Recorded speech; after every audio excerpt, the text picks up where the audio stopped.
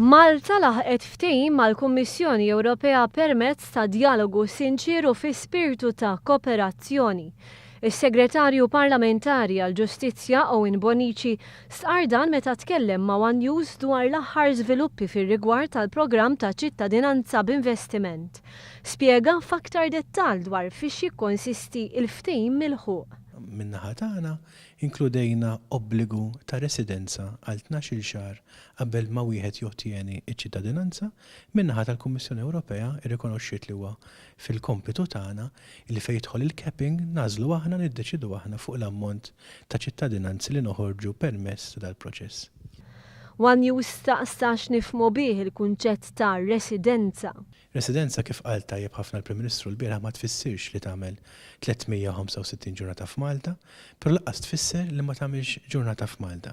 Ir-residenza aħna kommessi li dan l-obbligu nimplementawh in good faith, bona fide, brida tajba u jidrilna li b'din il-maniera anke l-programm innifsu jmur il-qudiem.